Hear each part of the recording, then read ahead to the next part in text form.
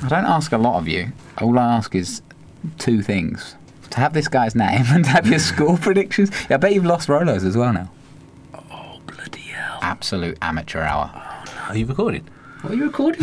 No, I've not got the name. Because everyone should know how unprepared you are for this. To be honest, don't really know what I'm doing. He was often a player that I would buy on Football Manager. It's already a terrible reason. From Jon Snow, Matt puts Dan's wardrobe to shame. You know nothing, Jon Snow. Look at him, the cat that got the cream. Ian Taylor said it was the worst thing he'd ever seen in his life. My theory on referees is you give them the nicest changing room in the stadium. This is the most bizarre thing I've ever Hear me out. I cannot believe Gabriel Bonner-Hor's younger That's than crazy, that. isn't it? That's terrible. Yeah, we may well have lost listeners early doors again with a long-winded intro. Go, shoot. Hello, welcome to the Villa View podcast with myself, Dan Bardell, and to my right, in a bad mood tonight, Thomas Julian. How are you, Tom? Obviously in a bad mood. I'm not in a bad mood. I've had a good day. Yeah. I prepared the notes. I was here really early. You've been late on every single step of the way today. It's not nice getting a taste of your own medicine, is it? Oh, come on. I haven't been late this series. No, that's what I'm saying, but the whole of the last series. Yeah. We won't get into this because we always start with your tardiness. It's true, and there's a lot to talk about. Villa, another big week at Villa. I feel like I'm saying that every week. It's getting bigger this season. Yeah, so we've got the Dynamo Dresden game to talk about, a few transfer updates. What else we got? Jorge Mendes. And of course the big prediction show. Big predictions, terrible. Probably the worst time of the year. You know when the Soccer AM guys used to the dance-off? Yeah. That's what the predictions feels like. Except, so the dance-off used to be good, and it used to be really funny. Anymore. Well, yeah, but because it's not funny anymore. They took it too far, At what point do the predictions become just ridiculous? I think this prediction was so hard to do. Yeah, it really was. I've never struggled so much. You think you know a lot about football because obviously I talk about it all the time, but actually when I looked at it I was like, I haven't got a clue. In the Championship I didn't see any standout teams, really, and I found it really difficult. Well, we'll get into that, but let's not beat around the bush. Let's talk about the things that we've got right here. Cheers. So a little thank you shout out to Jay Morgan. Yeah, well remembered. Thank you very much. Who supplied us with Villa View merch. Yeah, first piece, the Villa View merch I think we've ever had. Yeah, do you want to describe what you've got on your mug there? Just is the Villa View logo, Tom. Yeah, the Villa View with the lion and the I'm there. Yeah. Did you know that the lion is actually that's a speech bubble? You probably never knew that. No, I didn't. No, because you weren't there at its conception. That's very interesting. Yeah, that's to show that we give the fans a voice, or try to give the fans a voice. And it obviously says the voice of the Villa faithful. It's clever. It works on so many levels. Yeah, I can't remember who designed it, actually. I can't remember if it was Rollo or not. Yeah. Yeah, but yeah. So we've been given some mugs, which was very, very nice. And actually quite a lot of people on social media were like, oh, I'd have one of them. And then, which got me thinking, maybe we can sell them and put the money towards doing some kind of video for the Villa View. But then you said, quite cleverly, quite savvily, that there's a difference between people saying they'd have one and people saying they'd pay for one. Yeah. So if you do leave a comment on this podcast, could you let us know whether a mug would be of interest for you and whether you would be prepared to pay money to have a Villa View mug? Yeah, what we were kind of thinking was it would be a kind of pay what you want deal. Were they? Yeah, well, me and Rollo were talking. Oh, okay. I'm not involved. You used to get quite tetchy when you weren't in text groups, and now I find I'm not in one. Well, I thought I'd go straight to the boss man, Rollo, and he's the one that pulls the strings. You have to keep chasing him though because he can take a while. Basically, what we're thinking is whatever minimum production cost is, and then pay what you want on top of that, and then we'll kind of. It's probably a good idea, actually. Get a bit of a pot, and then you can pay what you think the whole podcast is worth. Yeah, maybe get Tom to sign a few, sell them for 50p. Who knows? Sorry. Does that take away from value? That costs us money. Yeah, it costs us money for you to sign them. I'll probably use a pen that rub off in the dishwasher. You'd no doubt do something stupid. Right. Okay. Should we get into it? So thank you, Jay Morgan. Thank you for the mugs. Pretty fan cam regular. Jay Morgan. He's on fan cams a fair amount. Yeah, speaks a lot of sense. Makes good mugs. Or buys good mugs. I'm not actually sure whether he made them. Well, yeah. Yeah, well done. Thank you. Enough about mugs. Whatever you did, Jay, we appreciate it a lot. Let's get into the game, first of all. So Dynamo Dresden 1, Aston Villa 2. Yeah. We watched bits of it. I've seen some highlights. I was very in a DIY hell. Well, yeah. Over the weekend, yeah. You're still in that hell? Yeah, it's never fun, is it, having to do anything I hate like that? Yeah. I'm not practical, man. Didn't you move into a new build so you didn't have to do DIY? I made that up. Yes, that was definitely a factor. Was it? Yeah. So I've always said that to Ange whenever we get a house, because we live in a flat in London. I've always said, I'd like to move into a new build because I didn't have to do any decorating. She was just not having that. Really? Yeah, she's dead against it. See, I'm one of two minds. I love the idea of having an old kind of house with real history and feeling and all that kind of stuff. But I can't fix anything to save my life. My dad's a plumber, and I have not learned any of his Didn't skills. seem like a trader, your dad, when I met him. Oh, yeah, I would he's have him down as a trader. very practical man, my Is it? father. Yeah. I'm not saying he wouldn't be practical, but I just didn't have him down as a tradesman. Yeah. There we go. How did we get off Dynamo Dresden without even talking? This to is it? silly. So Villa go 1 down after 25 minutes with terrible with goal. a shocking bit of Yeah. goalkeeping from Jed Steer. Oh, Jed. That wasn't great, was it? But I kind of feel like coming in a pre-season friendly is the perfect time for that kind of blunder to happen, because he's going to learn from that, not going to make that mistake again, hopefully. Let's hope not. So, and Adam Wright said on Twitter as well, we kind of need to back Jed Steer because it's happened in pre-season. Some people doubted Johnston as well in this early stage. Forget that, and move on. Any goalkeeper will make a couple of blunders at some stage during the season. De Gea made blunder in the World Cup. Johnston, I thought he was one of our best players last season. Lloris in the World Cup final. Yeah, but it's just these things do happen. It doesn't mean Jed Steer's a bad goalkeeper. It just means it's concentration based, and any goalkeeper can lose concentration and make a mistake like that. As you say, it's coming a friendly. I think I'm not 100% convinced at the moment of him being number one for the season, but then if I rewind a year, I probably wasn't 100% convinced in Sam Johnston at that point. So I think what Adam says is true. You've got to give him a bit of time. It's been everyone is saying in the press that he will start the season as number one. So with this Portuguese goalkeeper, is it Maria from Atletico Madrid. Obviously, you don't end up at a club like Atletico Madrid if you haven't got something about you. He travelled with the team on Saturday. I don't think he was involved. No, we were under a soft transfer embargo, which we'll get onto that we didn't know about in a little while. So I don't think he could play. I'm not sure about that. No, but he hasn't signed. He hasn't been announced. No, but I believe it's close. Yeah, and actually Steer made up for his mistake with an amazing save a little bit later on, diving low to his left to really hook that out. And that's the kind of quality that you're getting with Steer, and that's the kind of thing that we should look. He's to. a very good shot stopper. Yeah, and I mean this is a. I'm for one glad that he's going to be number one to start against Hull, because I feel like he has shown enough, and as long as he can stay fit and doesn't make too many errors, but as long as he has that in his locker, then he should be given that chance. Do we know why Mark Bunn didn't even travel? Don't know, because Sarkic was on the bench, wasn't Mark he? Bunn was in London. Oh right, I saw maybe on his Instagram. Operation on his toe. I mean, he definitely needs some kind of surgery on those toes. So the nails. So it was a bit of a zero to hero moment for Jed Steer. So we saw the best and possibly the worst. That's a good thing to bounce back. You've made a mistake. You don't lose your head. You remain focused and you make a game-changing save. That's a good thing. So if you haven't seen the highlights, Jed Steer basically waits for the ball at the edge of his box. James Chester's like, come on, have it. The ball really slows down, and striker Kone just nips in, and Jed Steer's left kind of wanting, and it's an easy finish for the striker. It's very Dan Bardell five-a-side. Very much as you so. can attest to. I can. It really is. Villa had a chance. Well, it was a kind of semi-chance in the first half where Grealish just waited for Albert Adoma to stay onside.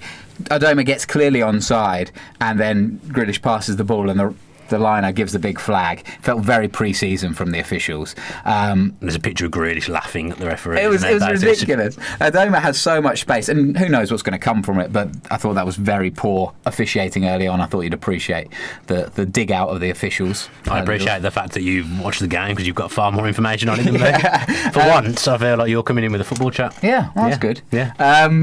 A couple of other observations. Andre Green obviously scored twice in the game. One of them was an absolute belter from the edge of the box. Serious swaz. Yeah, swaz is right. Absolutely.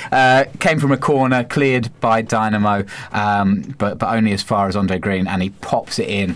Top left-hand bin, and it's just... Top right-hand bin, Tom, because it curled in.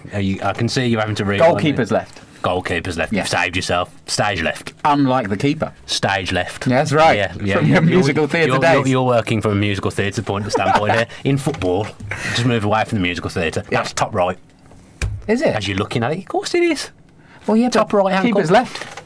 Yes, I get that. But if you're playing, when someone's playing right midfield, you don't say, "Oh, he's attacking the left-hand side," do you? Goalkeeper's left-hand side. Oh dear. Dear. Anyway, Andre Green absolutely dynamite finish from the lad. Yeah, Thierry Henry-esque. It was I brilliant. put on Twitter. Yeah. It was a lovely, lovely finish, and then popped up with a rare header. Well, I say rare. I don't know what I'm basing that on because he's not only played, I think, 18 times for Villa, so I'm not basing that on anything. Now, I want to call into question the goalkeeper for that header. Because, I mean, Andre Green heads it, and if you watch it, it's right down the middle. It's not a particularly powerful header, No, I think in my it's opinion. harsh. Do you think? Yeah. I mean, the goalkeeper kind of dives. I know, but he's trying to anticipate what's going to happen. It's very close range. It's close in, like he could have picked a corner. I think it's a bit harsh to blame the keeper. I don't think that goes in the Championship, is You what don't? I'm saying, no. I think the quality of the keeping would be better. It depends who you're playing against, I guess. Certainly does. Mila Jednak returned to centre-back, and he was caught napping a couple of times. We've got a couple of questions in saying, do you think Bruce has found his formation? What I want to know, do you think Bruce has found his first 11? No, we're well short. I think we need at least 3 or 4 players to come in. Yeah. Just to fill the gaps from last season. At times we were decimated by injuries, and we had a big squad, and we used the squad. But we feel short to me. So, especially at centre back. well, so Smuggler's Ellis on Twitter asks, what does Tommy Elphick have to do to get a game? Well, I was at West Ham on Wednesday, and I didn't think he had a particularly good game. It's pre-season, people are still finding their feet, but I thought he was a bit slow. Isn't he the kind of first player goal. that we want to be playing fairly regularly? He hasn't seen much action. I think there's a problem with Elphick and Chester playing together. I think they're a bit too similar. Right. I think neither of them are the dominant come out and head the ball type. That's why Chester and Terry worked well. That's why Chester and Baker worked well.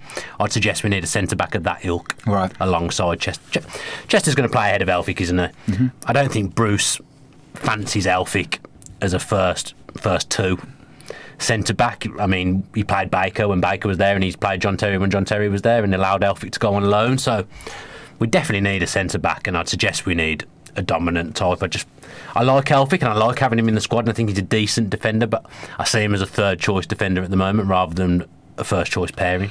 I thought pre-season so far, well, as it's finished now, but especially the Dynamo Dresden game really highlighted some of our holes in defence.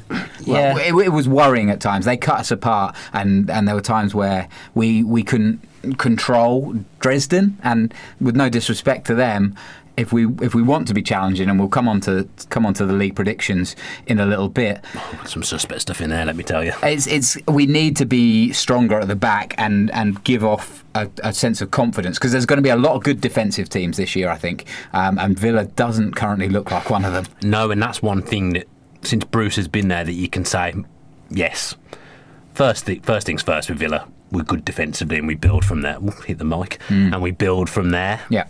And I wouldn't be able to say that at the moment with confidence. We're fanning around with this 3 at the back system. We haven't got 3 centre backs. So, and certainly haven't got 3 centre backs that can play, or 2 centre backs that can play on the outside of back 3. I mean, I've harped on about this the last 2 podcasts, I think. Yeah. But it's time for that to go. Because if we start the season away at Hull playing that formation, I don't think we'll win. So Tom Whitwam, to go on from your question, do you think we'll still be chopping and changing the formation a month into the season, or will Bruce be settled come Monday? He'll know already what he's planning to do. On Monday, I've seen a few people suggest that actually this 3 at the back could be a trial for a plan B, and I think that's one thing we said. A lot of people said last season we don't have a plan B. We definitely didn't have a plan B last season in any. Under Bruce, so maybe the 3 at the back is for certain games where he thinks we might come under the cosh a little bit, but if we are to play that, we need incomings because there isn't enough centre backs there. Mitch Clark could play on the outside of a back 3. I think I said that last week, but then Mitch Clark wasn't taken to Dresden. Seen enough. Yeah, I wouldn't want to see Jedinak in a back 3. Yeah. At all, to be honest, unless he was playing in the middle of it. But then Elphick has to play in the middle of it, I think, because I don't think he can play on the outside. So there's definitely things to work on transfer-wise. I think that's interesting. I'm just getting up. Dave Alford sent in his team. Have you seen this? His team here. So he's gone for a 4-2-3-1 formation, which is Morea in goal, Delat. Presumptuous. Delat, Chester, Elphick, and then Hutton at left back. Bjarnason, Hurahan, and Grealish a little bit ahead of them. Adoma and Green on the wings, and then Kodja up front. Do you think that? I can't disagree with that really at the moment, except for the goalkeeper. Yeah. I can't say I know much about this Atletico Madrid guy. No. If I'm being honest, that would be a sensible team to pick the first game. I mean, Hogan's not going to be fit for week one by the looks of things. Same with Keenan Davis and Hepburn Murphy. So, I mean, Codger might not be fit at this round. Andre Green was playing up front on Saturday. So I think that's a sensible team. But then I'd think what's coming off the bench there. I look at that and think we're short at centre-back. Hudson can do a job at left-back again, and obviously Taylor is an adequate backup for that if we're playing 4 at the back. But then if we're playing 3 at the back, I don't see that we have anyone that can play left wing-back. Yeah. I want to see more of Bjarnason playing in the central midfield, and I think that him playing makes us a better footballing side when he plays in that deep role. And with then Horahan and Grealish in front of him like last season, I liked that. Adoma on the right, he had a better season last season playing on the left, but then that doesn't get Andre Green in the sides. So I'd say we're short on the wing. We need another winger or two. What are you laughing at? I'm just looking at all the problems like with a week to go. If we sign a striker, and as I put on Twitter to much foray, if that's a word. Yeah. Earlier, Codger could come and play wide, and the new striker could play up front. So it sounds like we're in for a striker that I'd be very happy with. Right. It sounds like it's advancing, and if we get him, I think that's a very good signing. Okay. So I thought you'd press me more on who it was, but you didn't at all. Well, because I know you don't want to give it away just yet, do you? It's not that I don't want to give it away, it's that I've said I wouldn't, so that my hands are tied a little bit. But I'm sure he scored 20 goals in the Championship in the last few years in a singular season. Well, I'm not going to waste your time pressing you there. So that would be welcomed. Simon O'Regan. Reagan? Didn't he say it was Reagan? I thought he said it was Regan. Neither of us have taken that on board. I'm really sorry, Simon. I thought I would say Reagan because like in Blue Bloods, the Reagans. Oh, you don't watch that, do you? I used to. Yeah. I stopped because I thought it'd run its course. Yeah, it's on about Series 1000 now. And it just since repeats, I stopped watching it keeps going. Yeah. Yeah. Anyway, Simon O'Regan, I think it is. He asked. Just noticed Dave Alford's team, Aston Villa 2017, at the top. Oh yeah, poor admin. Do you Tom Julian? Simon O'Regan, he asked first choice fullbacks. I guess that all depends on whether it's 4-4-2 or playing wingbacks. At the moment, with the 4, Hutton and Delat. For me, Delat's been the standout in pre-season, hasn't he? He's been the one that people have come away and said he's been a lot better than they thought he would be, but that's what happens when you get a proper pre-season. Yeah.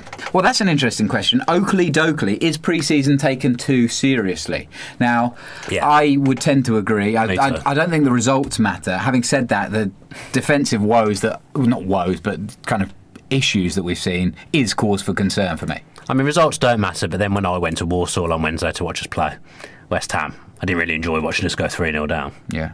It was weird, Vin. I found pre-season weird. Yeah. Never really done much pre-season before, and I was like on the second row back, like basically pitch level, and you can't see anything down the other end. Yeah. It's weird. Weird pre-season. It's weird it being at Warsaw. Weird watching Robert Snodgrass play for another team and score. He got a lot of love from the fans in that game. Well, he was, and he said on Twitter as well, didn't he? He hoped that Villa went up and all this kind of stuff. There's still links with Snodgrass, isn't there, that seem to be picking up more and more as we edge towards the start of the season. I believe that's true. Would you want him back? Yeah, absolutely. Right. Because I think one thing I don't think that is taken into account enough in football is the dressing room. And how important that is. And we saw last season how important it was to have a good dressing room and what difference it makes. He was a massive part of that dressing room, and he was a big part on the pitch as well. He faded a little bit towards the end. His goal and assist output definitely faded towards the end of the season. But he's one of those players that's infectious and that doesn't like losing, but he's still a good laugh, if that makes sense. So he was very important in the dressing room last season. I'd have him back in a heartbeat because, as I've said, we're short out wide. Yeah. Ideally, I'd like to see 2 wide players come in because I think you need 2 players for every position. So it would maybe be Snodgrass and Adoma for the right hand side and Green and someone else for the left. But I'd welcome him back with open arms. Would you not? I'm kind of in 2 minds because I totally agree what you're saying with regards to the dressing room and the importance of morale, and he seems like a great laugh and a great personality. Plus the fact that he's a good player. I was a little bit disappointed with the way he faded at the end of the season, and thinking now that he's another year on, hoping that Andre Green is going to be fit, and if he's not, then we have a major issue. But I don't know. For the wages, I'm not sure that he's the best. No, it depends best how guy much to we bring would in. pay Yeah. of his wage. I've got to say, he didn't even have a pre-season last season with West Ham. He was pretty much discarded and went to Villa pretty last minute in the window, so he had no pre-season. I mean, he's in better condition than me, but he looked, no disrespect to him, I don't think he listens, but he looked trimmer to me on Wednesday in the flesh at the West Ham game. I really thought he looked young. He looked younger. It's a bit of a weird thing to say, but I just thought he looked fresher. He looked more fitter and leaner. So maybe and he's had a good pre-season with West Ham as well. I think he's played more minutes than most outfielders. For West Ham. So he has, that would probably help in him coming in. Kieran Han says he would take Snodgrass hands down. His delivery from set pieces worth it alone. To be honest, I thought he's set. I loved Snodgrass, really loved having him at Villa, but that was the only thing I was a little bit disappointed by. Right. His set piece delivery. I didn't think he was.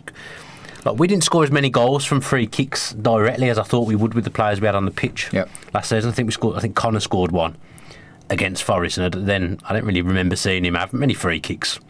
Again, in shooting range. So I like to see set pieces mixed up a bit. Maybe Connor takes some sometimes. Maybe Grealish, if he's on the pitch, takes some. Snodgrass. Yeah, just mix it up a bit. But he's more than capable from set pieces, and I've seen him score a lot of goals from free kicks, but he didn't really do that for Villa last season. But like Kieran says, we aren't in a position to turn down having him back, in my opinion. Right. Yeah. Jonathan Green asks, would Snodgrass affect Andre Green's development? That's an interesting question. Do you not think? He would definitely limit his game time, though, surely. Well, I suppose. If Green had been fit last season, he'd have played more. But if Green had been fit when the transfer window closed, would we have signed Snodgrass, do you think? I think Bruce would have always gone in for Snodgrass. He's very much a Bruce boy, isn't he? He's a Bruce player. Yeah. Snodgrass. I think Adoma would have played less. Strangely, Gabby started the season left wing last season, but then it was Green, and he scored his first goal against Norwich. He was looking sharp. Then I think he got injured against Brentford in September, and we didn't really see him again. Bruce likes Green. People go on about youth and stuff, but Bruce clearly is a fan of Green. Yeah, he has pushed because he put him in at a time the season before when we were struggling, and he was one of the reasons we went on a mini bit of a revival after games without winning. So Bruce likes Green, so I'd expect Green to get a fair share of football. Yeah. He's a good player. D.A. McGuffey, Dickie Villa, Sam Taylor and Gherkin Keg all asking about Snodgrass, so hopefully that's answered those questions. You see, I've noticed I've put in... I did say to you to do it, didn't I? You obeyed the instructions from your senior. From my senior. You're definitely older than me. That's what I meant. That's for sure. Let's move on to some other transfer dealings, because there's been a few players linked, if not over the line. So we mentioned earlier that Villa have been under what's been called a soft transfer embargo. What does that mean? Now, so I tried to do a bit of digging in this. I don't think there's actually such a thing as a soft transfer who embargo. Said that? Who used that term? Birmingham Mail produced it. Kendrick. From ours. I think it was Greg Evans. Oh, Greg. But what I understand it to mean is basically that Villa are able to make bids and have negotiations with teams, but the EFL is kind of watching what's going on just while we were kind of under a bit of scrutiny. Blues are under embargo, aren't they? They're again under a soft embargo, I believe. Is it soft? I believe it is. It's a Midlands thing. Yeah, maybe. But yeah, very bizarre. Anyway, so that's what I think that is. But anyway, I don't think it actually stops, and especially now that we're not in danger of going into administration. Now, isn't it? Yes, I think that's all good. So as we talked about earlier, Andre Morea expected to sign on loan from Atletico Madrid, 22 years old. And I mean, Atletico Madrid have produced quality player after quality player, so that's got to be an exciting storyline in itself. I hope he doesn't start, but it's good competition for They've had some good goalkeepers as well over the last few years, and Courtois obviously made his name pretty much. Atletico Madrid, in my opinion, I'd say Oblak's the best keeper in the world. Yeah, he's definitely up there. So Morea's got a long way to go to get into that Atletico Madrid side, to be fair. I'm not going to sit here and lie. I don't know anything about him. I made a big wild promise on Twitter that I would do a T-Brew video. Do you remember the Villa View transfer T-Brew? No, I've got no idea what you're talking about. Well, good to know that you've paid attention to the videos. What's a T-Brew? We went through a phase where when we first started and we probably weren't very good at making videos, we were trying to think of a cool, it's not cool at all, trying to think of a way to do speak about new players. So we just sort of floated some names around and we came up with the Villa View Tea Brew. Oh my goodness. So we did videos of us making tea, but the voiceover was us talking about the new signings that we signed. So like the first few were like Galini and Tishibola, who we didn't know much about, so it was difficult to come up with information about them. So obviously we put these mugs out, and some strange people like the tea brew, and said, does this mean the tea brew is coming back? And really? I got a bit carried away, and I said, yeah, if we sign someone, I'll do the tea brew with the Villa View mug. And then obviously we look close to signing someone I don't know anything about, so I've set myself up for a bad video. You don't like tea, though? No, I just used to spit it out at the end off camera. I used to go, Really? and then be like, That's commitment to your craft. I mean, it's a tea brew, Tom. It's a tea brew. Maybe you could. I think it's something I feel you'd be quite good at, actually. I love a cup of tea. Brew. Yeah. You're good at filming yourself as well, as we found out with the FBA's video. Yeah, I'd be up for doing a tea brew. Maybe I can palm it off on you. I also don't know anything about Moran. Now you've got your mug. You obviously don't know anything about the Villa View because you didn't watch those videos. That must have been a long time ago. It was right at the start. Yeah. I'm sure you told me you were a day oneer at the Villa View.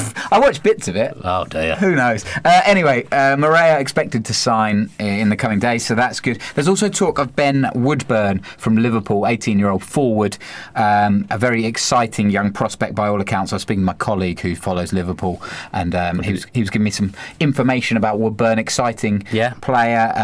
Is the club's youngest ever goal scorer. I mean, that's another wide player.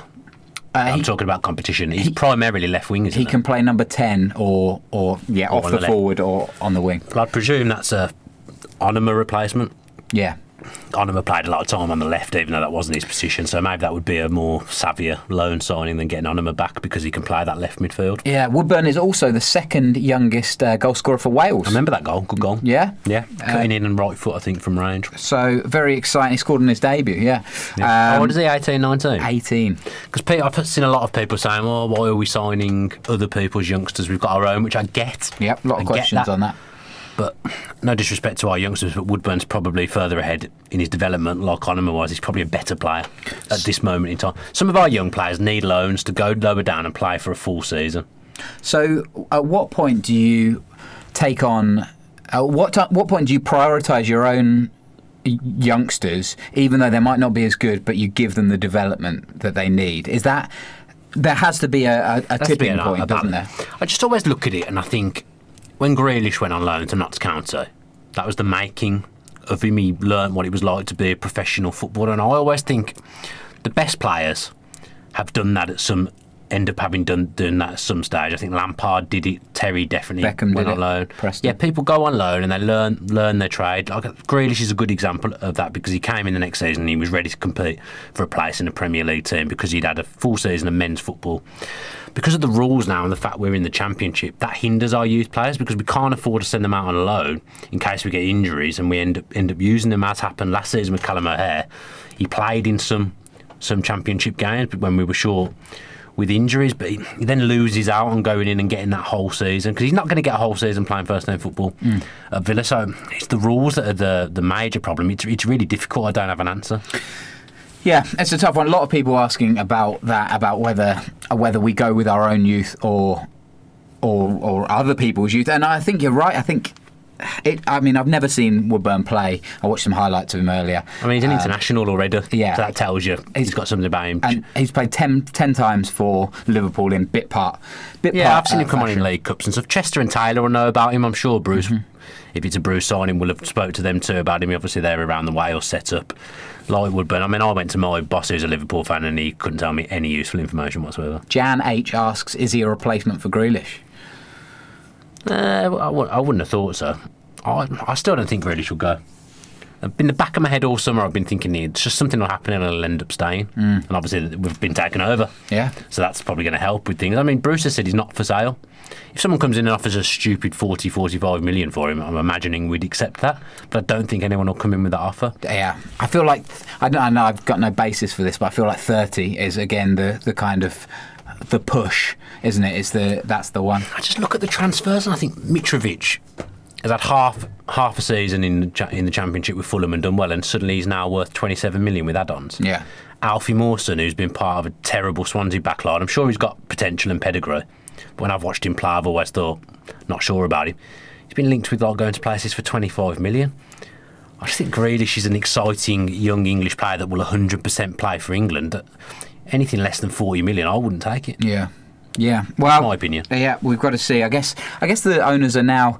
They've been here a couple of weeks at this point. They've probably got their heads round all the finances, all the issues, and if they're saying that he's not got to go, then presumably they have some sort of plan for financial fair play that I don't. I think so. I'm not privy to. The thing is, we discussed it last week, and can I just say, I don't like to give you too much praise, but you did very well with that financial fair play stuff last week. Some proper research, and you were enlightening me on things I didn't know. So I'm imagining you've enlightened some other people that listen to the podcast as well. So thank you. Well done for that. Thank you. Are you going to tear me down now? No. All right. Okay. No, that's it. Oh, I'd like to. Yeah.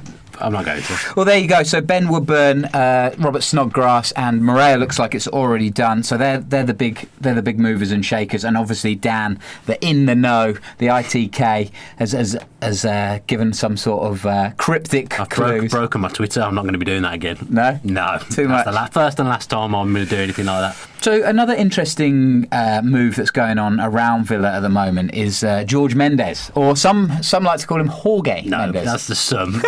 Some people would be Tom before we turned the camera on, talking to me about Jorge Mendes, and I was like, who's that? So Jorge, George, I'm pretty sure it's George. Different pronunciations. George. No, nice. No. Different pronunciations for different parts. Not Jorge. Different parts of Portugal, mate. Okay. Regional. Maybe. Anyway, he's understood to be assisting with transfers in inverted commas, whatever that means. So the new owners have come in. Obviously, George Mendes done very, very well with Wolves. I got a couple of players that he's signed for Wolves here: Helder Costiga, Ruben Neves, Helder Costa. Helder Costa, yes. I've written that. You're thinking of Helder Postiga, Postiga, the old Spurs striker. Ivan Cavallero, Diego Jota, and even Nuno, the manager at Wolves. Yeah. And he is the agent. Jorge Mendes is the agent for all of those, and they've all turned up at Wolves and been a big part of their success last year. Forest have gone that route this summer, haven't they? Yes. It's going to become a more popular thing in the Championship, I would imagine, because now Wolves got investigated and there's nothing wrong with it.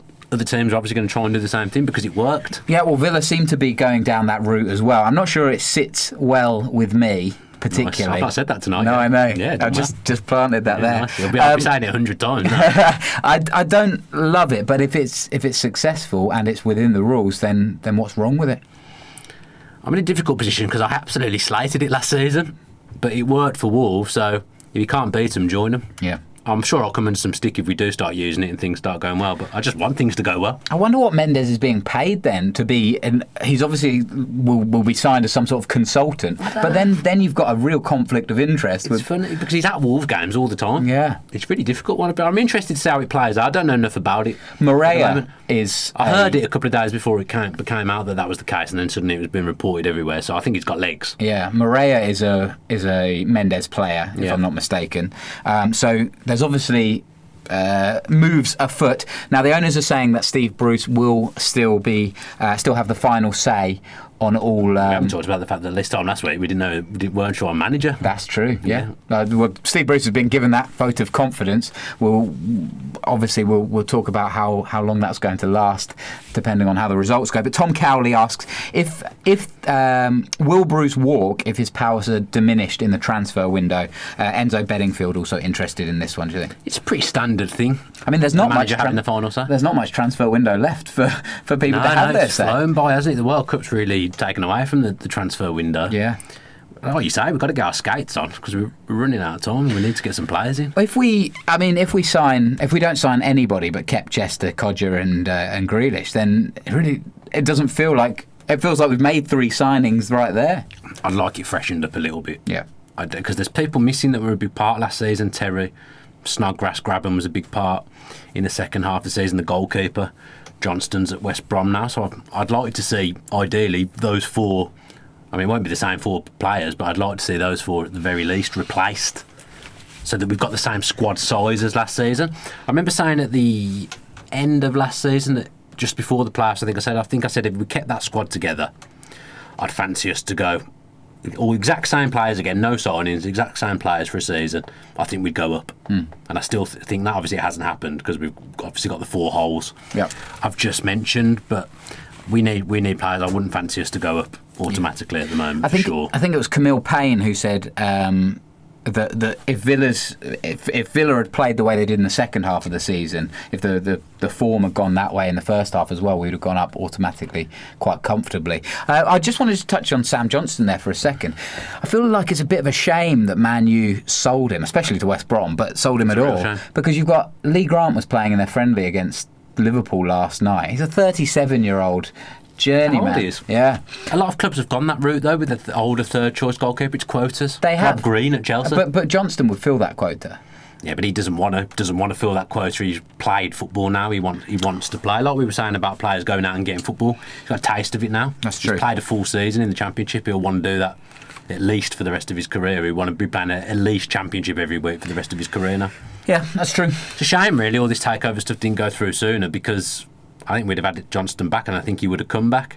Doesn't seem happy to me to be at West Brom. No, you said that before. He Yeah, looks sad. He's got a sadness in his eyes. Yeah. Young Sam. Feel for him. A few people asked about the Mendes stuff. Matt Collins, Callum Warren and Kevin Palmer as well. So we're not entirely sure how that's going to play out just yet, but we'll see with the signings, won't we, essentially. And I mean, it'd be interesting, because if Bruce puts Moreira straight into the first team, which I don't think he will, but No, if he does get that chance, it'd be interesting to see. It just the power shift. I'm still excited to see that, and a little bit cautious to see how Dr. Tony fits in with the higher management and all that kind of stuff. There's a lot of things to be worked out with only 10 or so days to go. Yeah, I mean, Yeovil away, I would suggest, would be the first time we'd see the Portuguese goalkeeper Right. in the League Cup. Yeah. Steer played all the cup games last season. If Steer's starting as number one, you'd imagine the keeper's going to come in and play in the cup, wouldn't you? Yep. It's worth mentioning Daniel Delaney, Villa Till We Die, Camilla Payne and Joshua Jones all asked about using our own youngsters versus using others. And It's difficult, as I say, for the reasons I mentioned. Yeah. Before, I'd like to see Keenan Davis utilised a bit. I thought he was a big miss off the bench at the end of last season. It felt again like Codger was rushed back a little bit, and we seemed to, when we were losing games, resort to lumping the ball in the box anyway. So why not have Keenan Davis coming on to try and get on the end of it? Yeah. He wasn't prolific when he played, but I felt like he made other players more prolific, if that makes sense. Yeah, he grew a lot. He definitely. He's a good player. He'll be a good player. I agree. His hold-up play is beyond his years, I think. Yeah. Yeah. Oh, I thought he was brilliant as a hold-up player, and I thought his overall movement was just getting better and better. But it's a tough school, the Championship. He just lacked the goal threat, didn't he? He wasn't a finisher, but that'll come with time. Shall we get into our predictions? Yeah, we're not going to talk about Bruce staying. Well, I kind of feel like it happened on the Wednesday or whenever after we did the podcast. Well, Bruce is staying, just in case you haven't been aware. How do you feel about that? I feel good. I think I woke up happier than I would have felt more nervous going into the season with Henry. Having had most of the pre-season done, having an experienced manager. I know he's not everybody's cup of tea. Genuine 50-50 split, I think. But yeah, Henry wouldn't have solved that, though. Wouldn't have solved that 50-50 split. Exactly, obviously. yeah. And who knows, Henry might go on to be a brilliant manager, or he might go on to be the next Gianfranco Zola. You know, we don't know just yet. I can see him going the Vieira route of MLS.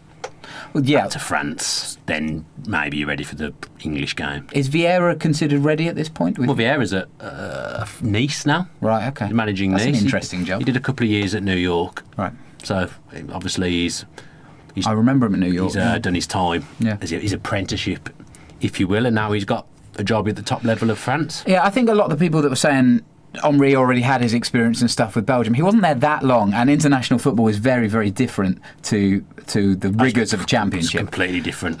So remember, Henry's got no. People will say, "Oh, what's all this Championship experience?" But Henry's had no exposure to the Championship in his career. Yeah, he's played at a really high level. Henry, pretty much the highest you can play. He's done everything, hasn't he, Henry? So it might not have been the easy transition that people would think it would be. I think it's the sensible choice from the owners to do what they do. As you say, it's not everyone's cup of tea, but I think it's the sensible thing to do. Stick with Bruce, especially at this time. Yeah. With only, I think at the time there's only 2 weeks for the start of the season. I mean, from meeting the owners on very briefly, let me say, last Wednesday, they said they'd never spoke to anyone else. It was always their intention to keep Steve Bruce. Steve Bruce was one of the reasons they were attracted to Villa. That's so interesting. They liked the manager that was already there.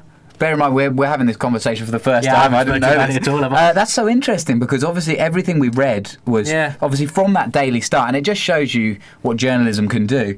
Betting ceased on Henry. He obviously became very sure, and then they stopped taking bets because everyone thought it was going to happen. There was so many follow-up articles saying why the owners liked Henry and why they wanted this new fresh start and all that kind of stuff. And you're saying that they said to you that Bruce was the one. I mean, we've been speaking to an American guy on Twitter, or Rollo was speaking to an American guy on Twitter, and he said Wes Edens likes to make a splash with his manager, so maybe that was one of the reasons. They thought he might like a big, attractive, global name to come in and manage a club, but that was not the impression that we got at all at the impromptu FCG meeting with the new owners. And was that the FCG, or is there going to be another It was one? the FCG group. There's going to be another one imminently, Right, I would okay. suggest. But this was it was encouraging, to be honest, because the new owners and their people wanted to speak to the group of fans as soon as possible. So how many of Just to there have a were you? dialogue. So it's just I think it was about 12 of us, so one representative from each group. So like the Villa Trust, Steve Goff represents the independent Villa Lions clubs. My old man says Jonathan Fair at Vital Villa Us and Villa Talks, all kinds of. I've left people out there. A Villa fan. There's all kinds of supporters groups or supporters pages there. So we met with their advisors first. So Wes Edens and Suarez's, I want to say right hand people, and they were very switched on. And what was encouraging was they didn't want to know. They wanted to come in there and say, oh, this is what we do, this is what they're going to do. They wanted to know about us and what we did, what our involvement was with the fans, what our involvement was with the club, and it was just all very encouraging. And then the new owners came in, sat down, and I don't think we were allowed to go into great detail in what they said. I mean, we were only with the owners for actually 5 minutes, but I just got good vibes from them, and everyone else in the room got good vibes as well. I mean, some of the people in that consultation group will be harder to please than me, and I think everyone came out feeling positive and invigorated by what had happened. I think that's good because the positive from Dr. Tony was the amount they interacted with the fans. Like, he obviously did a lot wrong behind the scenes, but one of the big things was that he was invested in the club and he was invested in the fans. He was talking to the fans all the time, and he had these meetings. That was very important. And if these two new owners are going to continue that, I think that's a good tradition that we want. I know a lot of people, like you say there, some are more easy to please than others, and the trust has to be won, but it's good that there's a platform for that. Yeah, I mean, they said they're going to have great emphasis on these FCGs. I mean, we probably had 3 last season. I mean, we've not been a part of it for that long, so I don't know what they've been like over the years, but I just got the impression that they're going to be serious business now, and there's going to be more put into them. And they were good before, but I think there's going to be more emphasis put into it now, which is encouraging. And as I say, they didn't want to go there and show off. They wanted to know what we were about. So I think sometimes less is more, and I got that impression with them. Good. I mean, I'm excited. I think one thing they did say is it's not going to be a quick fix, and I think, well, obviously it's not what you want to hear. You want to hear, oh, we're going to be back in the Premier League in a year. I think it's realistic to say it's not going to be a quick fix. They said they like things to grow organically. They intimated that there's things that they want to get to work on straight away behind the scenes and in the infrastructure, things that they'd noticed just from being there for a week. So all in all, it was good vibes. Good. Okay, well, you're excited. Then let's take you down a peg or two. I'm rubbish at this. And we're going to go through our predictions for the season. So you can play along at home. Make sure you comment with your predictions as well. We've got a range here. And, Really have. And yeah, so we're just going to go through them. We've also got Chris Dolan's and Dan Rolinson's as well. Nice for Rollo to get involved, isn't it? Yeah. Yeah, he likes it, doesn't he? Yeah. All right, so let's start from the top. The Premier League top 6. Play along at home if you want to jot down your that. prediction. Oh, sorry, I wasn't listening to you. Yeah, they can put it in the comments as well. Yeah, fair play. Right, do you want to start with your top 6? I can do. Tom, if you want me to go first. So I've gone pretty obvious. Man City 1, Liverpool 2, Chelsea 3, Man U 4, Spurs 5, Arsenal 6. Dan Rolinson, Man City 1, Liverpool 2, Tottenham 3, Manchester United 4, Chelsea 5, Arsenal 6. I've gone for Man City, Liverpool, Chelsea, Spurs, Arsenal, Man United. And you 6. Yeah, I mean, Can't say that. I've watched a lot of them in pre-season. There's a lot of trouble in that They haven't club. got any players. Yeah. They're all on holiday. Yeah, well, yeah, but they're not happy, and Mourinho's not happy either. Mourinho meltdowns. And then Dolan has gone Liverpool top, Man City, Spurs, Manchester United, Chelsea, and then West Ham 6th. Calm down, Dolan. I would say West Ham are closer to relegation than they are to Europe. I think they'll be okay. I think they'll be in the top 10, but they won't be 6th. Yeah. Dolan. Wild one. He loves a wild one, doesn't he? I mean, you can see by his haircut, he's a daredevil. Yeah. Absolute daredevil. Risk taker. Premier League bottom 3. Let's. Should we mix it up? Should we go the other way? Let's start with the wild card. Yeah. Dolan's gone Cardiff bottom, and then Brighton 19th, and Huddersfield 18th. I've gone Cardiff bottom, same as Dolan, Huddersfield, and Southampton. Nah. No? Southampton. I feel sorry because my mum's going to watch, and she's a Southampton fan. Is she? Yeah. She's a Villa fan. No, she likes the Villa View, but she's from Southampton. She likes one of the 2 presenters of the Villa View. She does. She likes me very much as her special son. But I thought the 18th position was a real wild card. I struggled with that. I struggled with it. There was no obvious candidates for relegation, I didn't think, except for the 2. Yeah. The first 2 I picked. So Rollo's gone Cardiff, Huddersfield, and Brighton. Yeah, I've gone That's Cardiff, in reverse Huddersfield. order there. Yeah. Yeah, Cardiff for obvious reasons. I've put them bottom as well. Then Huddersfield, and I've gone for Palace just because I couldn't find a team that I could settle on, and then I just thought they haven't really spent any money. Apparently, they're struggling with financial fair play themselves. There's a chance Zaha should go. I'll take a punt on them to be 18. Crystal Palace are my local team. Yeah, Roy Hodgson's got the freedom of Has the borough. he? Yeah. He's They call born it there, wasn't he? Roydon. I see what they've done there. They're just at the sea off at the start. Yeah, it's very good, isn't it? Right. I imagine next one's going to be the same across the board. Harry Kane. Harry Kane, top Premier League goal scorer. Rollo's gone the same. I've gone the same, and Dolan, the wild card's gone Salah. Fair enough. I can't see him having the same impact as last season. I can, but I just thought Kane was a savvier pick. Right. Yeah. Okay, good. Premier League Player of the Year. This is an interesting one. Dolan's gone Salah again. I've gone Eden Hazard. That's a good one. I think he needs a renaissance. Yeah, Rollo's gone Kevin De Bruyne. Oh, yeah, I thought about it. And I've gone Salah. Have you? Like Dolan. Yeah, I think he'll have a good season again, and I've obviously put Liverpool second, so they're going to be up there. Yeah. And I like your shout of Hazard, actually. That's a pretty savvy shout. It's about time he returned to the top, I think. Yeah, I think Sarri's going to get the best out of him this season. He's pretty much building his team around him, isn't he? Might be captain. Pal Ben Dixon, our Norwegian friend. Norwegian? I'm pretty sure Norwegian. You took a risk there. How will the season pan out? So we're going to get into the championship now. So our top This is the one 6. you wanted. This is the one the listeners wanted. This is the one they want. They didn't care about the poxy Premier League. They all wanted to know about what we think of the Championship. Yeah. And let me say, that was tough as well. Again, I couldn't find a standout team.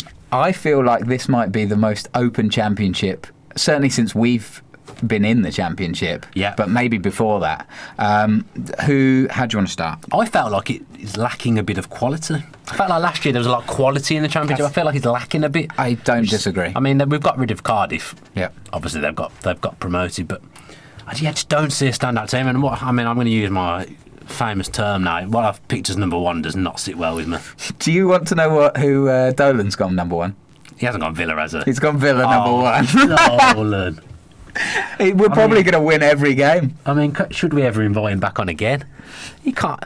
At the moment, I can't in good conscience say that Villa are going to finish even top 6 at the moment, unless there's some surgery.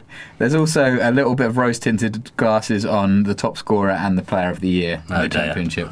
Go on in, read out the rest of Dolan's top 6. So it's gone Villa top, Stoke second, Sheffield United third, Oh. Derby, Leeds and Borough. They make up the top 6. The rest of his top 6, I can see what he's doing, but at the moment, I don't know what I'd love to know what he's basing that on with Villa. Yeah. I want us to do well. Yeah. Obviously, I do. I'd love us to win the league, but I think this is more of a transitional season than perhaps he expects. I've gone with Stoke to finish top for a number of reasons. Nottingham Forest, I've gone to finish second. I think they'll be much improved this year. Middlesbrough third, Swansea fourth, Norwich fifth, which I'm starting to doubt, and Aston Villa I've gone for 6th. I really feel like Aston Villa could finish anywhere from kind of 4th, 5th down to 14th. Not first to 14th. I don't think they'll finish first, no. Although having said that, if they keep all the players, then hopefully they'll be higher up that list. But I still feel like playoffs is the top. Expand on, you've got some good notes there. Expand on why you've put like Stoke number 1, for example, and people might like to know why you've gone for that. I feel like you're going to pull up my notes for some reason. There's nothing wrong with that. There's one name I'd like to see you pronounce it. So Gary Rowett at Stoke, I think he's a good manager, and I think he'll be the one to steady the ship and get them back up. I think they're going to be very, very hard to beat as usual. They've obviously signed James McLean, Tom Ince as well, Benica Fobi, and Ogunakaru Etebo. Yeah, I know a lot about him. Yeah, great player. Always ranked. Where he played. Or where he came from. But Nottingham Forest is the interesting one for me. I think Karanka's a good manager. They've brought in Joe Carvalho, which is what we alluded to earlier with the Portuguese kind of Mendes route. And they've obviously signed Lewis Graben as well, who is going to want another good season, and this is his level, isn't it? I feel like they could be a strong outfit. I think I've gone a bit rogue on Graben in my head. I think because he's left, it's tainted my view of him, and maybe I'm underestimating him, because actually I remember watching him and thinking, oh, he's quite good. Yeah. So I've not put Forest in mind. There you go. So Stoke, Forest, Borough, Norwich Swansea. Is the bold one you've gone for there. Norwich, yeah. I feel like Jordan Rhodes might have a bit of a comeback season, and I feel like Norwich, they've got Dark as manager, and I feel like he's an old-fashioned Farker. Yeah. Where did I get Dark from? I don't know. Ian Dark, the commentator. Maybe. He's just going to lump it forward, and Jordan Rhodes is going to get a hatful of goals. I could see Jordan Rhodes being in the conversation for top goal scorer. I find Norwich a bit of a mishmash of players, and they're desperately trying to trim the wage bill and do things in a different way. I can't say that, but it's obviously your opinion. I would also say that the Championship is so open, isn't it? Anyone could grab a place. I mean, I look back on my predictions last year, horrendous. Yeah. Like, Matt actually did quite well, fair play to him. I think he called Wolves. Right. Being up there, and he called Sunderland going down as well. So maybe we should have got Matt on, because I think he's probably a bit more savvy than me. Do you want to do yours next then? Not Rollo's. No, do yours, because you've just gone through mine. Yeah, I've gone, and as I say, this sits horrendously with me. I've gone West Brom top. Have you got West Brom in there? No, I haven't, no. Borough second, Sheffield United third, like Dolan, Stoke fourth, Derby fifth, and then a real tentative sixth for Villa. I mean, by the end of the transfer window, I could be feeling better about where Villa could finish, because I say if we replace the 4 that I talked about earlier, I'll feel good again. But at the moment, I think there's major problems at centre back in terms of numbers. I'm worried about us playing this 3 at the back at the start of the season. I think that will hinder us if we play that. And there's obviously striker shortage at the moment as well. What makes you not so sure, but why West Brom at top? I just think they haven't lost anyone. And I think Darren Moore did very well when he took over. He did very well with that group of players, and they started to be a bit of a feel-good. They've lost Ben Foster, but they've replaced him with at least an equal in Sam Johnston. So I look at them and I think Darren Moore. I feel like Darren Moore knows that club and knows what he's doing. And West Brom, when they get relegated, they usually come back up. West Brom, so I've just got a horrible... The law of averages. But that's what happens. I've just got a feeling that they'll be good this season. I really am interested to see how Darren Moore does, because he's one of these... I kind of feel like he's a manager that benefited from... Well, they were going down anyway. He had a bit of a lift, and there was the feel-good stuff, you're right, but now's a real test for him as a manager. Can he replicate that feeling? I don't know. The Championship is an absolute slug. Yeah. It's completely different to the Premier League, and as you say, different circumstances, but I look at that side and I think, that's a good Championship side, and I would have said the same last season. Yeah. Well, they're about to lose Rondon. Yeah. I know he looks like he's off to Newcastle, but it looks like Dwight Gale's coming in to replace him, and he scored goals in the Championship. Certainly has, yeah. Previously, so I just fancy West Brom, and then, like Dolan, Sheffield United, I fancy to be up there. They were close last season. Yep. I think he knows what he's doing. Yep. Their manager, so Wilder, so I fancy them, yeah. Derby, I'm not really sure on. I've put them fifth, but I'm not sure about it. They haven't really bought anyone. Obviously, Lampard's a bit of an unknown. You don't know what kind of impact he's going to have, but I just took a punt, to be honest. Yeah. Fair enough. Rollo's top 6. Rollo, yep. Oh, no. New thing. He's gone Stoke 1. A lot of love for Borough between us. Borough 2, Derby 3, West Brom 4, Villa 5th, Leeds 6th. I mean, me and you were speaking about Leeds earlier off camera, and they could go either way with them. It could be an absolute car crash. Yeah, it could be a miracle, like a stroke of genius. Essler. They're interesting, aren't they? They were linked with a couple of different players. I saw something fall apart today. I can't remember who it was. I had an absolute mind blank there. But they've been linked with a good podcast. Yeah, great. They've been linked with a few different players. So. Yeah, jury's completely out on Leeds. I would just say Grassroots coach also predicted Villa for 6th. Who's that? He was on Twitter. Okay. I wanted to talk about Blackburn a little bit. I always feel like there's a team that comes up from League One and just picks up where they left off in that league. And I think Blackburn might be that team this year, just as a dark horse to be. It's like Millwall last year, just a bit of a dark horse to be in and around the playoff picture. Have they got a little bit of money as well, Blackburn? I don't know. I think they do. Venky's still there.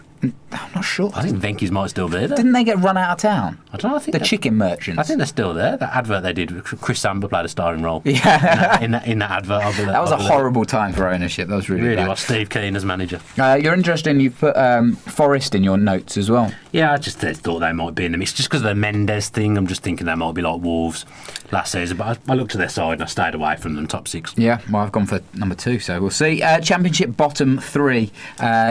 You want to go from your side first? Yeah, pretty standard stuff. Wigan, Barnsley, Rotherham. Yeah. Rolo? Oh, Bolton, Birmingham, Rotherham. Harsh. I've gone for Rotherham bottom, Bolton, and either Sheffield Wednesday or QPR. QPR are really struggling with financial fair play. And Dean Spencer looking a bit worried. There is absolutely no feel-good factor around that club, so I think they could be under a little bit cautious. Also, I don't really like Steve McLaren, so that was also the reason I put Southampton there. I think I really don't like Mark Hughes as a manager, so yeah. You've just gone off manager. Kind of a little bit. Yeah. So sorry. So. Yeah, I'm going to go with QPR, Bolton, Rotherham. I'm presuming Dolan's put Birmingham for relegation. No, he hasn't. Bolton, Wigan, and then Rotherham bottom. Yeah, pretty. I mean, again, it's much of a muchness, isn't it? I don't think Blues will go down with Gary Monk. Oh no, that name again. No, I don't think they'll go down with him, but obviously happy to be proved wrong. Yeah. They're more than happy to see them go. Can I just call out your list a second here? Yeah. You've gone for Barnsley to go down. Oh, they're not in the Barnsley aren't in the Championship. Oh no, I've done a Matt Lynch. I've done an absolute Matt Lynch. I'm gonna have to change that. I'm glad you called that out. This is terrible. A very, very pleasing day for me. I'm gonna write this down. I think this should go. I'll get this took out. I'll get this taken out. This should be taken out by Rollo in the social media. For absolute sure it'll be taken out. Excellent. Can I pick a different team? No, you can't. You made a mistake. Championship goal scorer.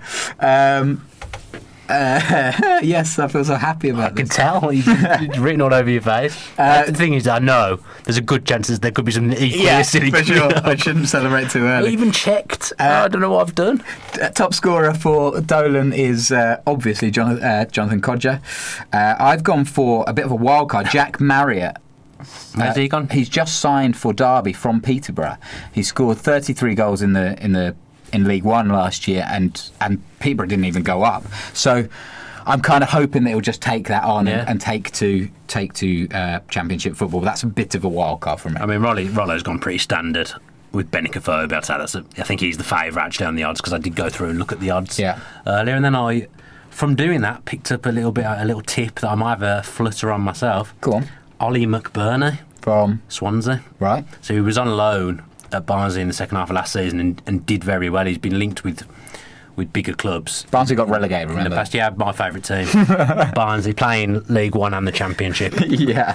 I believe. I went for that. Fancy McBurney. He was quite long odds. I'm going to have a flutter on it because he scored a lot of goals for Barnsley. Right. So a whole season playing for Swansea, I think he'll get a chance. Wears his socks like Super Jackie Grealish. Does he? Yeah, fancy him. There you go. Who you got for Player of the Year Championship?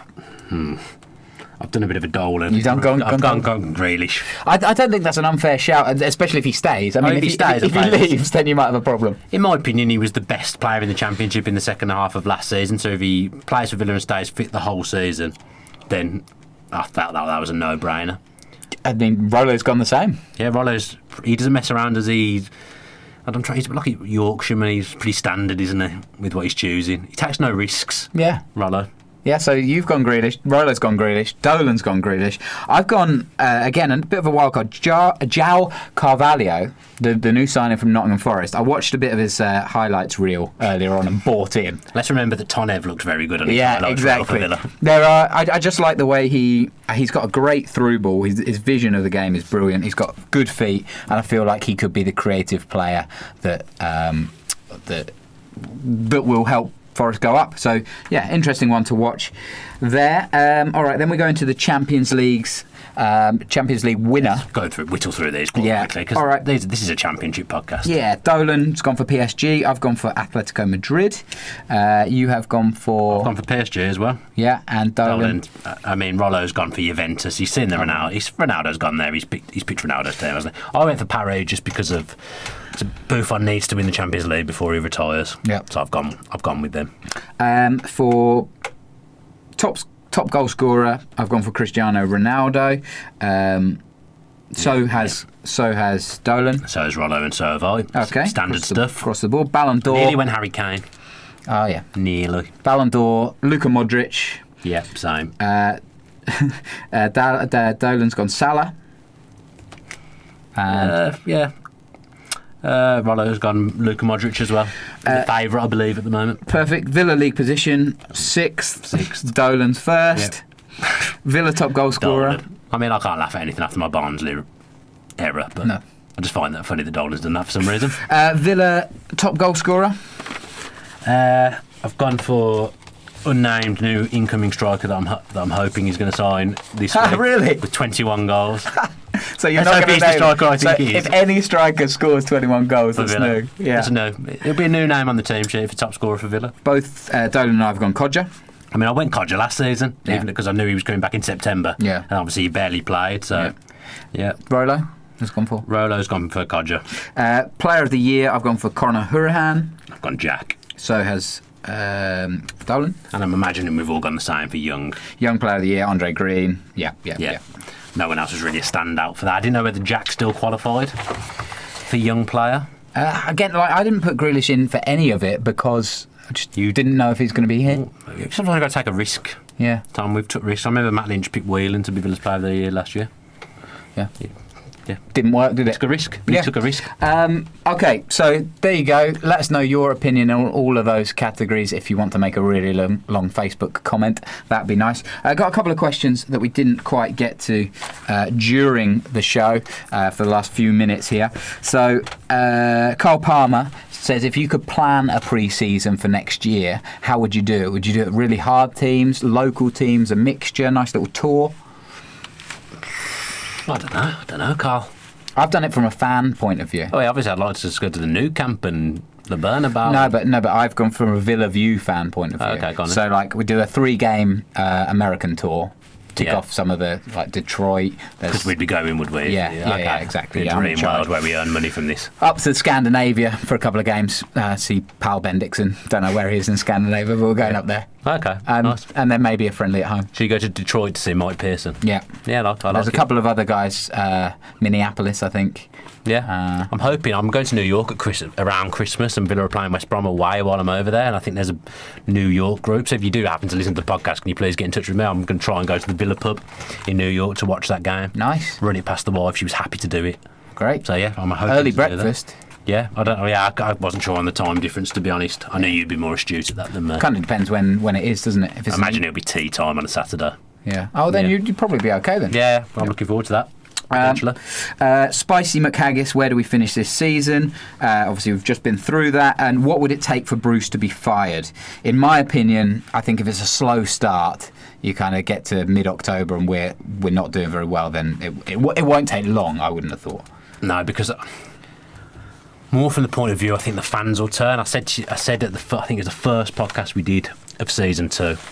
I remember saying any season where Villa don't go up now will be perceived as a failure, and really it is, because we want to get out of this league. But I think if we get off to a bad start again, especially when I look at the fixtures, I think we've got a relatively, I don't want to say easy, but a kinder start than perhaps last year. I think if we don't start well, the fans will probably turn on Bruce. But I'd like to see a united front going into next season. Obviously, it's new ownership, new times. I don't know what to expect. I genuinely don't know what to expect from Villa this season. I've put a 6th, but I've done that even with no basis behind it whatsoever. Yeah, Audrey Lynch also asking what will be a successful season.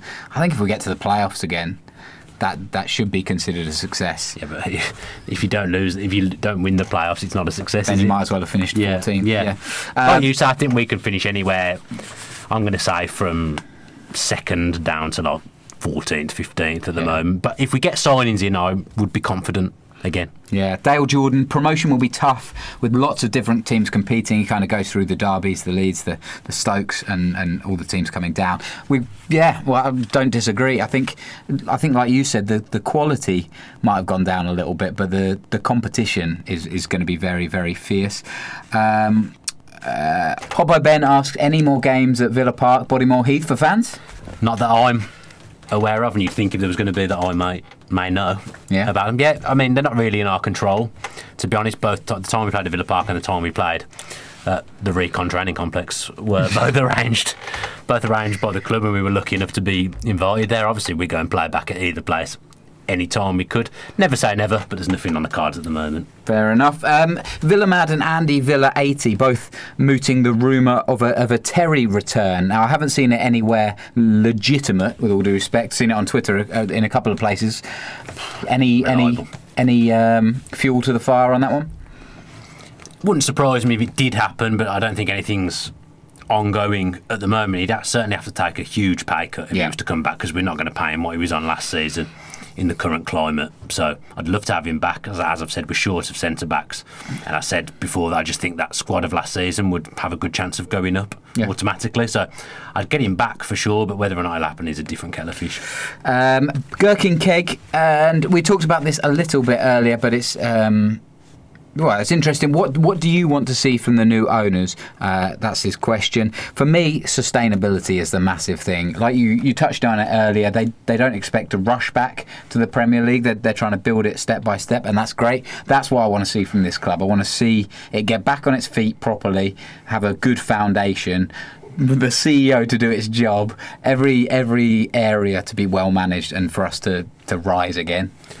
Yeah, I mean, I don't think it'll be a quick fix, but as I said earlier, and you just said, I think that's probably a good thing. Self-sustainability would be a plus, because we can't go at things the way that we've done it in the last few years now due to financial fair play. I think they'll probably try and improve a lot of stuff behind the scenes, and I've said previously, I think there's probably things behind the scenes that haven't improved since the start of Randy Lerner's reign. So I'm sure they're going to look at everything, evaluate, and try and make positive progress year upon year. That's what I want to see. Just an improvement each year would be nice. That's what I'd like to see.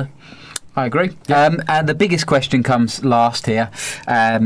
Brett Leader, he's trying to work out what he's going to do for Sunday lunch. Sorry, trying not to influence your vote there. Lamb roast or bangers and mash? What are you thinking? I'll go bangers and mash. I like a bangers and mash. You can have different varieties of sausage as well, which mixes it up a bit. Sure, yeah. I like bangers and mash, but I feel like that's more of a midweek meal. If you've got a little bit more time, why not go the whole hog and a nice lamb roast, lamb shank? I mean, because in my world, it's a Sunday. I want to be resting. I don't want to be slaving away on the stove. That's true. So I'd go bangers and mash because it's easier. That's the reason I'd do it. Well, so you've got a split there, Brett. Sorry we haven't helped. But maybe the comments can decide the vote. Yeah, and whatever you do decide to do, can you send us a picture? I love food. I'm a huge food fan. Can tell. I deserved it. I didn't deserve it, but I did set you up for it. Competition. We had a competition last week to win a shirt of your choice, home, away, or goalkeeper. And all you had to do was comment on and subscribe. And, anyone who entered that competition, congratulations, you're all winners, because I announced it absolutely appalling. I'm starting to slip into the Tom Julian realm of mistakes. Oh, yeah. As we've already found out. It's a bad season for you already. It really is. And I've been late. Yeah. Every time. Really am turning into you better dressed. We'll see. And more astute. We'll see. So the winner, drum roll time. I knew after your musical performance last week, I knew you'd do a drum roll. It's the chosen platform of the winner, just to build suspense, was drawn at random, and that was Facebook. Oh! So if you haven't entered via Facebook, you have not won this competition. Sorry to say that. But the winner of the competition of the Aston Villa shirt 2018 on the Villa View was, and it's just gone off my phone,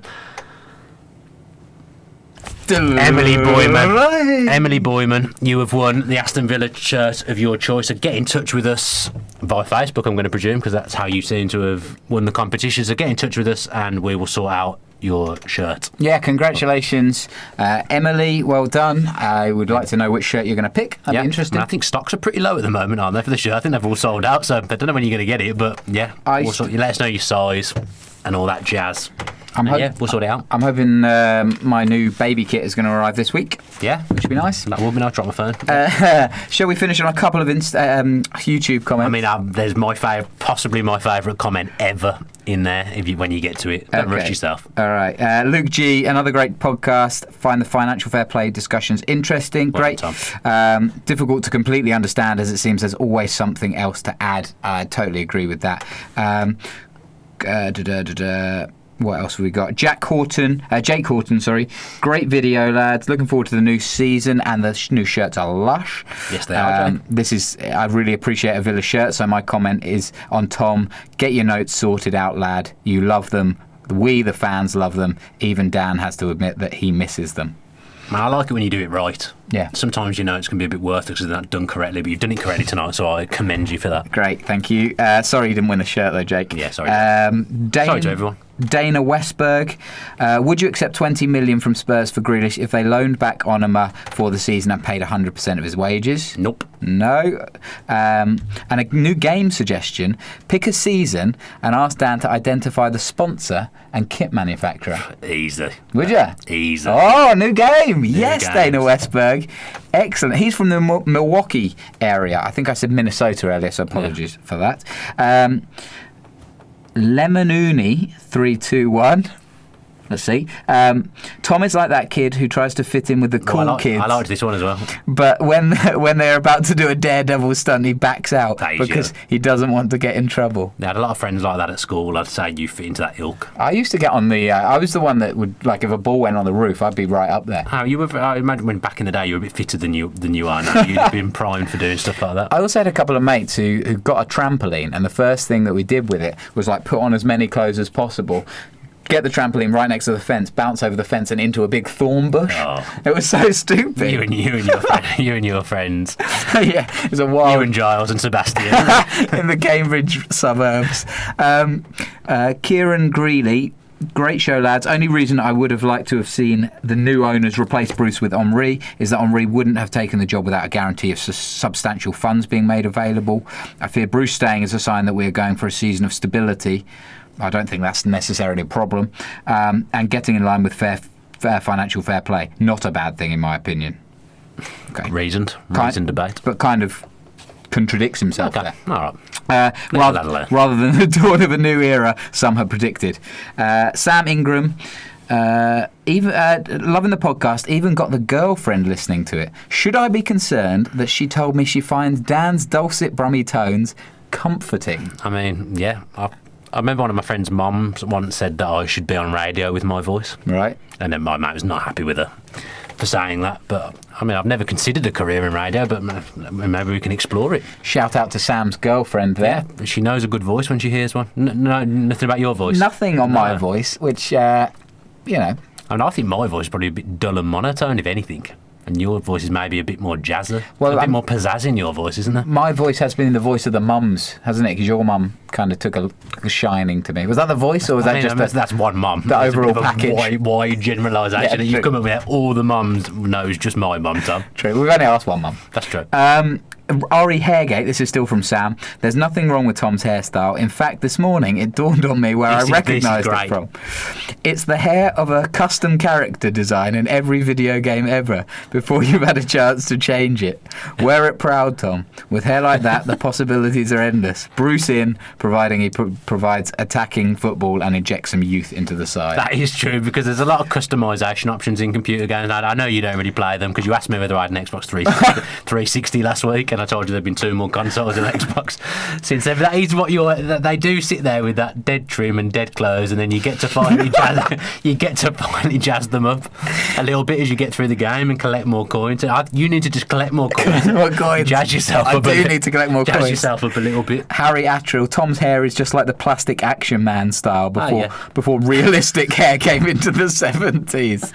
Oh, goodness me. I must admit, I approached this with some friends. They were like, I was telling them about the podcast, about how I had dead hair. Slagging me off.